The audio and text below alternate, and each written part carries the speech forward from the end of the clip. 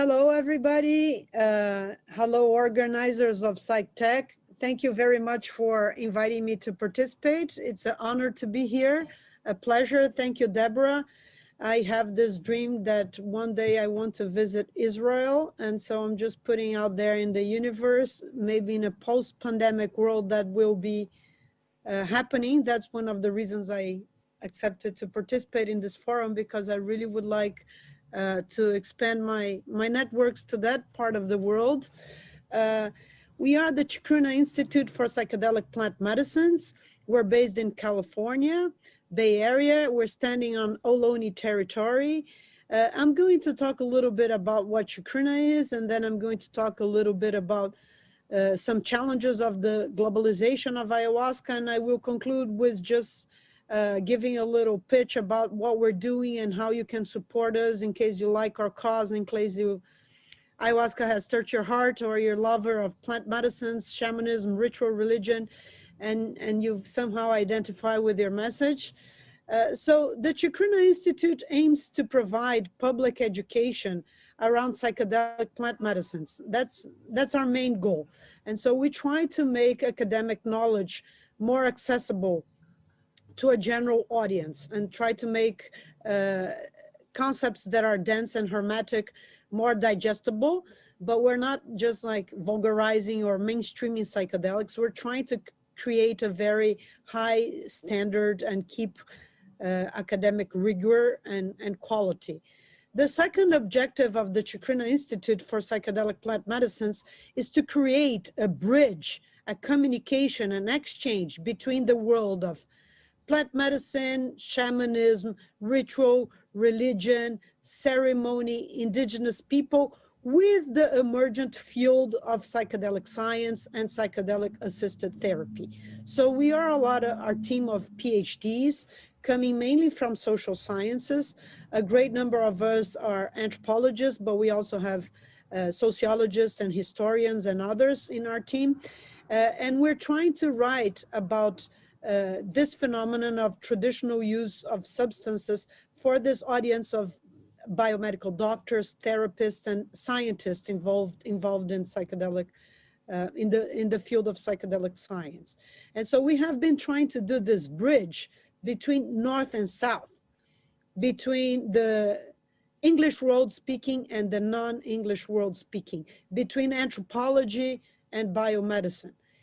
And our third objective, and all of them are related, is to create access, inclusion, and diversity in the field of psychedelic science. So we like to platform and to give visibility and to empower the voices of women, of queer people, of indigenous people, of people from the global south, of non-English speaking folks. A lot of our conferences have figured our stars are black and brown folks, and are folks that come from indigenous people, or speakers from Brazil, from Mexico, from Peru. And we try to diversify this field, and we have been creating a series of materials and educational resources on how to create inclusion and diversity. I also recommend reading our special edition on creating diversity, equity, and access in the field of psychedelic science. I co-edited with Dr. Monica Williams, who's a super intelligent, amazing researcher, and she's an expert on racism, and we published this in the Journal of Psychedelic Studies. So all of this you can find out more in our website and learn about our different programs. We have a program, we have a racial equity and access committee, and we have also a gender committee, and we have also a line of work towards women. I also recommend you check our page for our committee, the Council for the Protection of Sacred Plants. We're talking about legal aspects and conservation of plants. And we have a bulk of our work is related to ayahuasca, which I will talk a little bit here now. And it's a bit hard for me to talk about it because it's really at the core of my trajectory. On November 1st, in a few days, I will be making my 24th anniversary of my first glass of ayahuasca, which I happily took in Brazil, my home country, when I was 26 years old. And drinking ayahuasca has really changed my life and influenced um, my spiritual and professional path. And it has been an incredible journey. And as some of you might know, Chacruna is a Quechua word for the leaf that makes ayahuasca. So we have named our institute. The Chacruna Institute is a tribute to ayahuasca. We consider ayahuasca our teacher, our friend, our ally, and we try to keep this spiritual connection alive. Drink ayahuasca. Ayahuasca inspires our work, and also we try to be truthful to the traditional people that stewards this medicine for hundreds of years. And so the Chacruna Institute have been doing some work to mitigate the impacts of the globalization of ayahuasca and try to create some harm reduction. So the genie is out of the bottle. As we speak in this moment, there's probably dozens and dozens of gallons of ayahuasca being brewed all over the Amazon for exportation. It's a fact. There's each new week, there's a new celebrity, a new mainstream video, a new TV show, a new startup, a new documentary, a new blog post, a new PhD student. Ayahuasca has really spread all over the planet. And so what are some of the main challenges that this expansion involves, and what can we do to try to do better? Because just to sit back and criticize or lament or feel resentful is not going to help. And so we're trying to do a public policy and health policy influence on the way that this expansion happens. What are some of the main challenges involving the globalization of ayahuasca? Of course, one of the biggest ones is the topic of sustainability. As some regions of Peru, it gets harder and harder to find the vine. Although some groups plant, still apparently the levels to which we plant are not as fast as the levels we are consuming. Not to talk about the fact that we're tearing down the Amazon by the minute, which also extirpates ayahuasca. We also have a lot of problems related to legal issues, as ayahuasca has DMT, which is a prescribed substance. And although the INCB has stated explicitly that it doesn't consider ayahuasca to be a preparation of DMT, and therefore it shouldn't be controlled, several national states diverge with this international interpretation and have persecuted ayahuasca using groups. So that's another big source of conflicts. The other problem is, of course, health concerns and interaction with other substances. There's a whole discussion about this. I don't have time in my 20-minute presentation to talk all about it.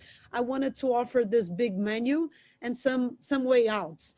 The other topic that has been creating a lot of tension and a lot of stress has to do with practitioners' ethics and training. How do people get trained, and how do they start to offer ayahuasca to others, and what are the standards for this? It's also a controversial area. The very quality of the brew is also another problem, since we have been noticing the appearance of mixed ayahuascas, including a recent research that found ayahuasca like fake ayahuasca that actually was other substances, and even including like antidepressants in it. A little bit, it can get a bit out of control.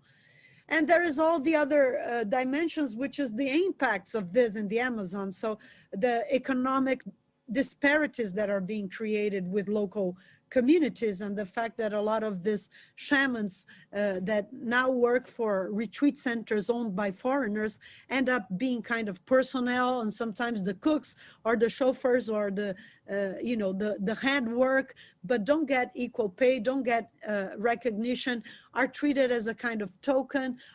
You know, you don't know their personal names, you don't know which ethnicity they are from or which culture they are from, and they become this kind of standardized, romanticized indigenous figure. This has a lot of impacts on local communities, including the fact that some shamans charge a lot from foreigners and lose interest in treating local folks. That's a whole other set of problems. Then there is the problem of sexual abuses in ayahuasca circles. And I hope you don't think this presentation is just about all of these negative things, because altogether I still consider that ayahuasca, you know, it's a fascinating and incredibly healing tool.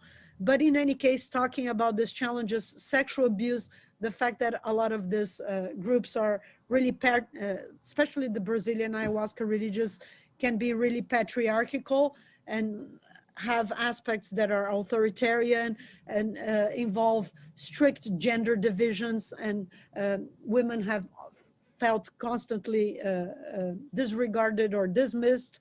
Also, women shamans have been invisibilized throughout histories. And, you know, with the expansion, there is this general problem of the legitimacy of the mechanisms of control. So a kind of erosion of the traditional mechanisms that control these communities, because as you create itinerant shamans and underground communities, sometimes it's hard to have a control over them. So the last set of preoccupations have to do with what some people call cultural appropriation, or asking, there's a big discussion whether this is a kind of reinvention, recreation, culture is dynamic, culture is always in flux, culture always change, versus, you know, this is just a cultural appropriation, and we are, you know, taking something that is not ours to take. How legitimate or how authentic are these hybrid models? But there's also a lot of flux between forest and city, city and forest, so a lot of hybrid modalities. That's a whole other set of preoccupations. So what has Chacruna been doing to address some of these issues? We created some guidelines to talk about sexual abuse in ayahuasca context, and we also created a legal companion explaining to people their rights and their resources, and we hold circles supporting victims and survivors of abuse. That's one of the line of work that we have been doing. We have created a document called The Commodification of Ayahuasca, How Can We Do Better?, where we suggest to people points that they should be looking when they choose retreats. For example, does the participants' well-being take precedence over financial motivations? Another question they could be asking, are local or indigenous people being paid fairly for their services and expertise? Where are the ayahuasca and the ayahuasca-related plants sourced from? Are environmental and community concerns and efforts supported and respected? So we have created a series of publications and guidelines talking about these commodifications and the impact on indigenous people. And the other front that we have been doing a lot of work has to do with the legality of ayahuasca. I want to recommend folks this video that we have on our website, best practices on how to keep ayahuasca practices as legal as possible. So we try to teach underground communities, especially in North America, where we have a stronger presence, but we also have extensions in Brazil, Mexico, and Peru, but our base is in California. So teaching people how to try to best fit the expectations of the DEA, because the Religious Freedom Restoration Act doesn't provide a definition of religion, and courts have been left to develop their own criteria. So we're kind of trying to teach people some of the agreements that the DEA did with the UDV or the Santo Daime, the Brazilian ayahuasca religious, on how to keep your sacrament, on how to keep control of track of your sacrament, how to lock it up, how to report the numbers of people that attend your ceremonies and so forth. And so these are some of the resources that we have been creating. We just hosted a really big conference called Psychedelic Liberty Summit, where we had kind of experts from all areas. It was a two-day conference with 3 simultaneous tracks, and we're discussing exactly these topics of religious freedom, differences between decriminalization, legalization, trying to create a conversation around how to move forward in terms of religious freedom or decriminalization. What are the best strategies? We're trying to help organize a group of groups to set up best standards and best practices. And so these are some of the aspects that the Chacruna Institute has been working on. I invite all of you to visit our site and explore our sexual abuse guidelines, explore the activities of the Council for the Protection of Sacred Plant, explore the publications around the commodification and the globalization of ayahuasca. And I want to conclude by telling everybody what's next in our agenda. And so we are a little bit addicted to doing conferences. I like to make this joke. I don't think that psychedelics are addictive, but studying psychedelics is definitely addictive. The more you get involved, the more you feel like studying, the more you feel like researching, the more you feel, that you're just a student on this path and you have more to learn. And so we are moving next. We're creating 2 initiatives. We are going to announce, and so I'm kind of saying this for the first time in public because we have not announced this officially yet. We're going to hold our second conference, Sacred Plants in the Americas 2. We did our first conference, Sacred Plants in the Americas 1, in Ajijic, in the state of, near the city of Guadalajara, Jalisco, Mexico. It was an amazing gathering with over 1,000 people. All the indigenous people were our keynote speakers. They had double the time than the PhD professors. Everything was free and everything was in Spanish over the beautiful lake of Chapala, which is a cardinal point in the Wixárika or Wirárika cosmology, one of the five geographical locations for them. And so our vision is to create a space for indigenous people to talk and express what are their needs. We have been also creating this resource guidelines on how to include indigenous people in psychedelic conferences. And so we're going to try to take this to a next level and create the Sacred Plants in the Americas too. Probably online, unfortunately, at this point, next April, but trying to give more visibility to indigenous people, promoting and elevating their voices and making them be part of the committee that organizes and thinks the structural issues. And we're also creating a resource called the Indigenous Reciprocity Initiatives of the Americas, where we are researching about grassroots organizations, indigenous grassroots groups, and what are their needs. So this is an exercise that the Chacruna Institute invites all of you to do, to create research projects that are collaborative, to take the idea of interspecies communication seriously, to adopt a decolonial or post-colonial perspective, to promote what we call epistemic justices, to include indigenous people when we talk about indigenous people, to support indigenous and Black academics, to try to diversify your your references in your bibliography, and to quote Black, indigenous, and people of color authors, to create co-authorship with Black, indigenous, and people of color authors, to promote South-South dialogues, to promote, yes, hey, forms Bia. of knowledge. Yeah. How are you, Bia? Yes. What, you got one more thing to say? I don't want to stop it. Yeah, I was timing myself, and I had 1 minute here still. Anyway, I'll conclude by saying that I invite you to visit our site, to read anthropology, to get informed, to ask what is there for Indigenous people in your initiatives. If you're a startup, if you're a newcomer, if you're arriving to the space, what are you doing to give back to the Indigenous people? What are you doing to support the grassroots organizations that build the pillars of this foundation of the psychedelics renaissance? We need your help. We need your support. We're dreaming to find new partners. We're dreaming for new donations. I hope you join us on social media. You can follow me on Twitter, Instagram, or LinkedIn, and learn about our initiatives, join our conference, sign up for our newsletter, donate for us.